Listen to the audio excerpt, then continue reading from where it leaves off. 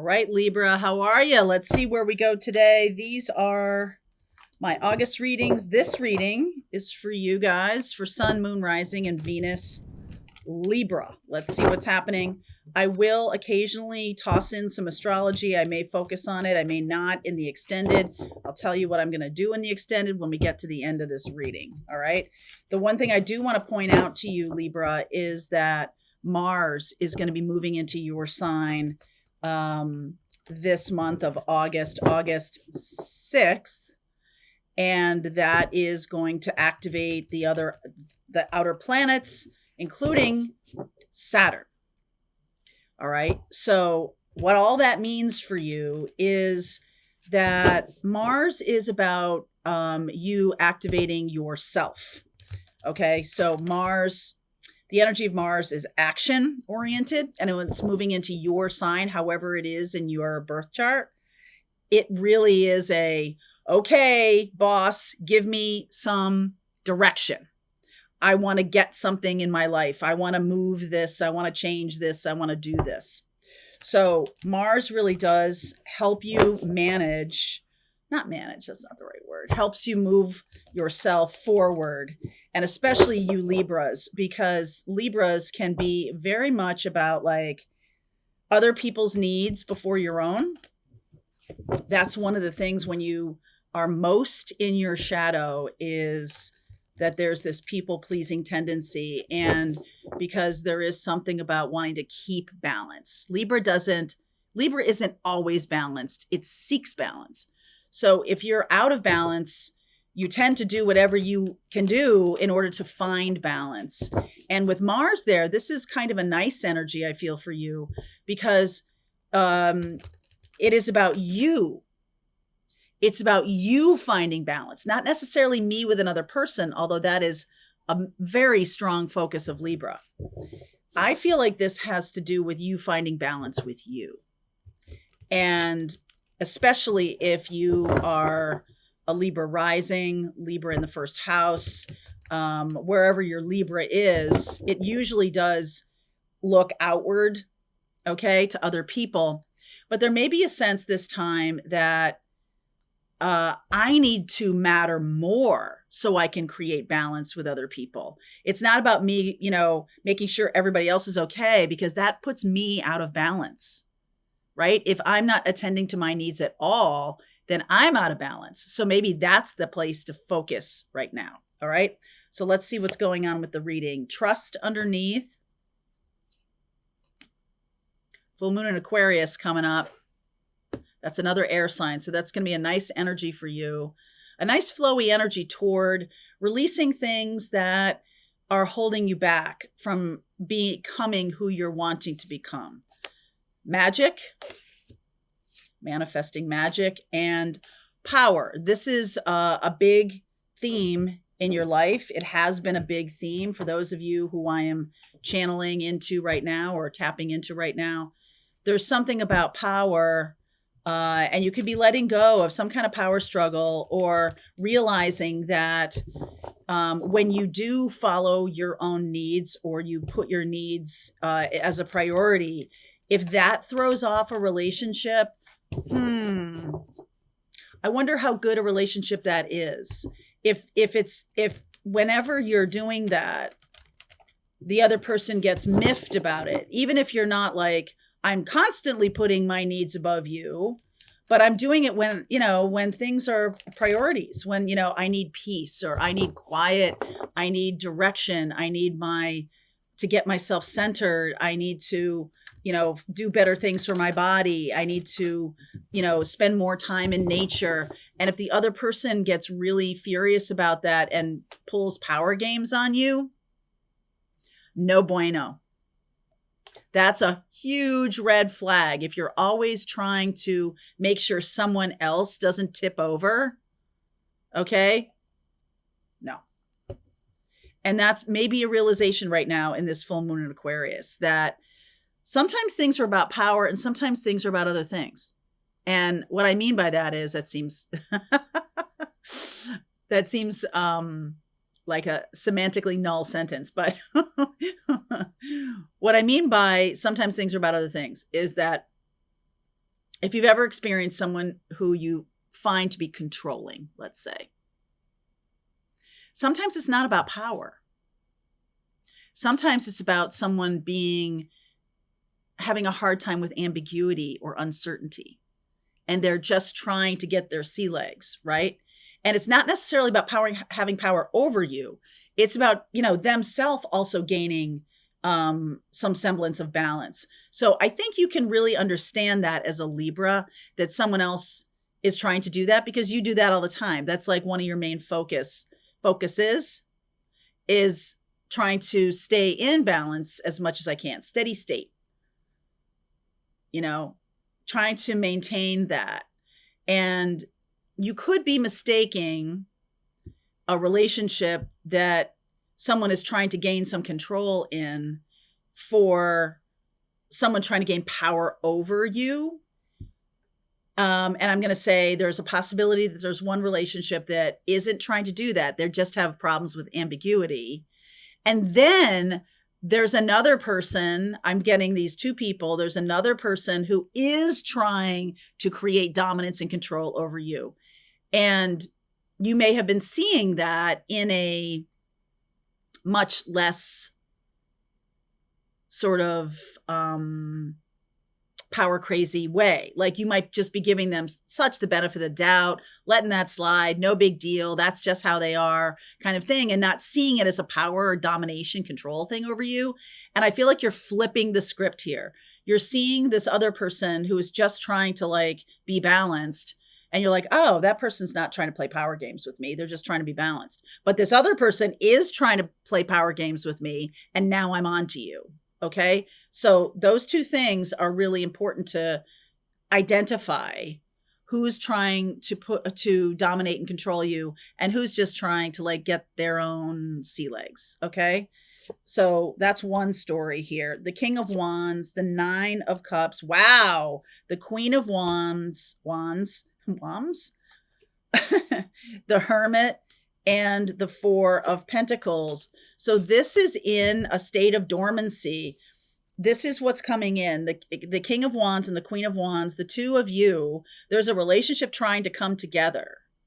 It's in a state of dormancy right now. This was here. And then the Queen of Wands. This is very Leo energy. I feel like you both want this, but you both have some really strong needs for your own spiritual enlightenment. Those are two cards of spiritual enlightenment, different levels of it. This other person, I don't know if you're the Queen of Wands or King of Wands. I don't know if you're the masculine or the feminine, whatever. But I feel like one of you is becoming a master, and one of you is really kind of starting off on this spiritual journey. So different levels of consciousness. And that's when it will come together, when there's more.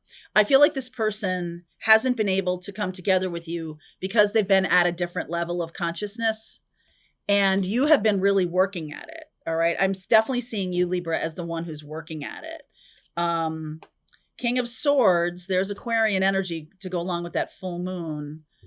We've got Aquarius here, and we've got Saturn here. Or is that Pluto? This feels like Pluto to me. Pluto and Aquarius. Yeah, Pluto and Aquarius. So is there another air sign that is trying to have dominance and control over you? And because they're an air sign, I feel like you give them a pass. Page of Wands. Yeah, Ten of Swords. This person is somebody who, I feel like you're done with this person. The person who's truly trying to have power and control, and they see you in such a different way from themselves, this Page of Wands, that's what's done. Okay. And because I feel like you're taking back your power right now. So you could be embodying a little bit of this Aquarian energy that's like taking back your power. And so that power imbalance can never exist again. It doesn't exist. Not anymore. Page of Pentacles. Devil energy. There's Saturn. All right, that Mars, when Mars moves into your sign, it's opposite Saturn. And Saturn in Aries. And so Mars is more powerful in Aries, but I don't mind it in Libra, even though it's in astrology speak, it's in its detriment, which means it's weak because it's in the opposite sign of its where it's really strong. So it's super weak over here in Libra. But I feel like there's something really good for you in particular, Libra. Wherever you have your own Mars, this is the transiting Mars. This is the Mars that's continuing to move. And this Mars is basically saying, I'm going to be in your corner and fight for you, Libra. So I really like this, actually. This Devil card and then the Eight of Pentacles. There's something about letting yourself out of a trap. There is a trap here. It could be about your work, or it could be about money or something like that. And it could be about someone who's trying to have dominance and control over you.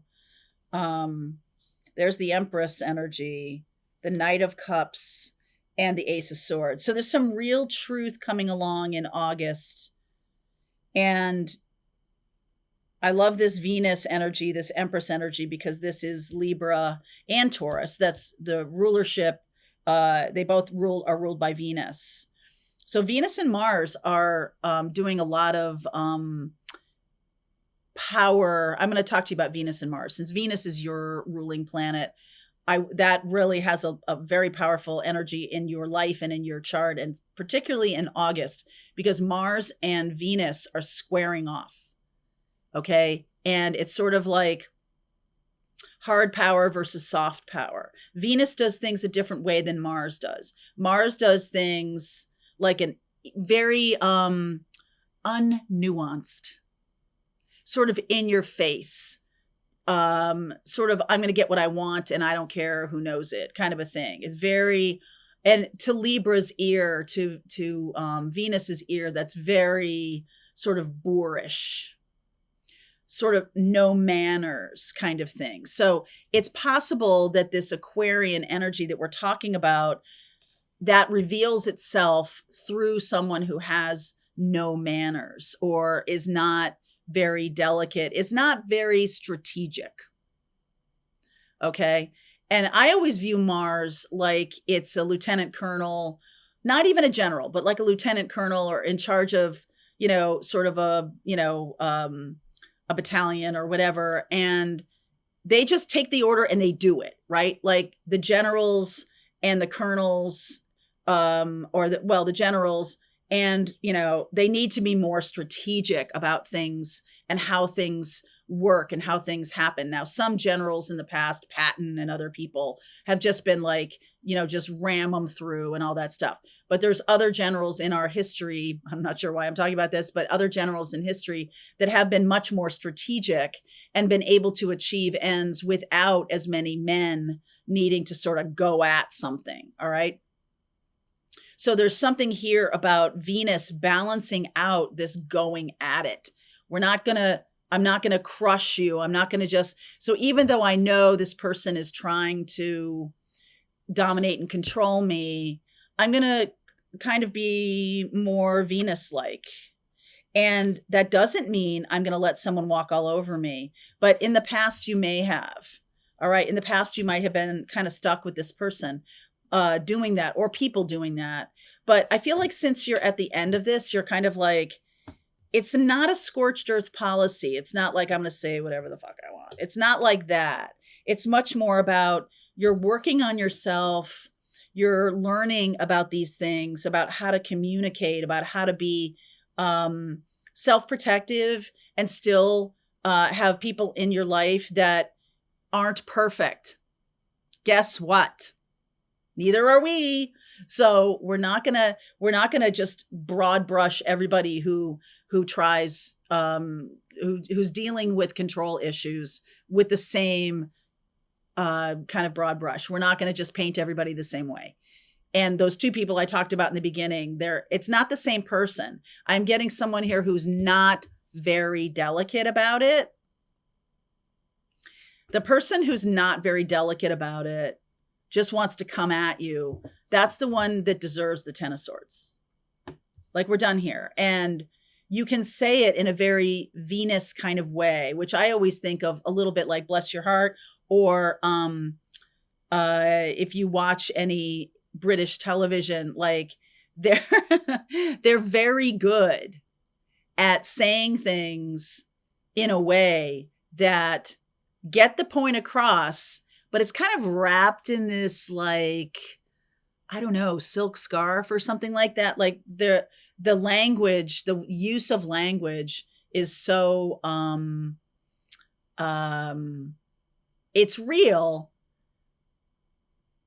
and it's powerful, but it's not boorish or brutish or without tact.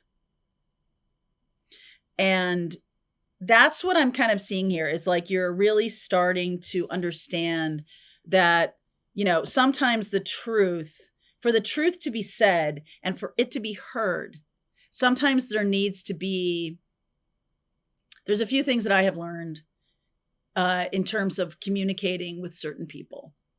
And one of the things I have learned is to preface things with this may be hard for you to hear,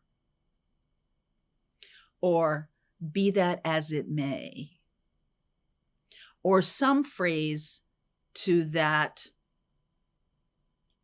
strategy, right? Where you're a little bit preparing somebody for the Ten of Swords. Be that as it may.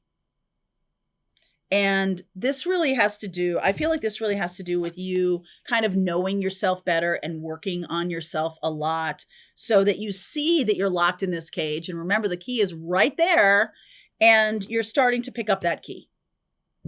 You're picking up that key and you're like, I'm not gonna deal with this anymore. This has hampered my life. This has done a lot of damage to me. So the person who is asserting power is going to get the horns, right? Is going to get the Ten of Swords. The person who's being controlling, I feel like there's something about that has your empathy activated. Okay. And there's a good conversation to be had about that. That's different than someone just trying to bulldoze you. Okay. So now I'm seeing the fact that you're able to communicate in such a way that there's a difference between, I know that there's a method of communication where you say a good thing and then you put the real harsh stuff in the middle and then you say another good thing at the end. In the wrong hands, that is a very codependent strategy. Okay. But in the right hands, where you're preparing somebody, but you're not going to say a good thing and a good thing just so they don't hammer you. You're going to say the thing that needs to be said. You're going to prepare them, and then you're going to wrap it up. That's different than, hey, you're so beautiful. That really looks terrible on you. And, oh, by the way, I bought you a new dress. Like, that's super codependent. I know that's ridiculous, but that's super codependent. The way to communicate right now that you're learning is about, like, this may be hard for you to hear, but I feel, say your honest truth, and here's how I'd like to handle that. That's better. Because if you're dealing with a bunch of narcissists or whatever you're dealing with, a bunch of toxic people, Ten of Swords. Okay, Ten of Swords. And, I said before about no scorched earth policy, but I feel like it's not about you're this and you're that and you're this. You're saying, I'm no longer doing this. That's different. And so this Ace of Swords here feels like now I'm ready to take on relationships that are with two people that aren't playing games. And I actually only feel like that one person who is really trying to dominate and control really is trying to play games right now. This Page of Wands, she making no sense to me next to that King of Swords. The only way I can see it is that that's how this person sees you. This, like, kind of, lamb. Be a lamb. Death. Two of Swords. Okay. Eight of Wands.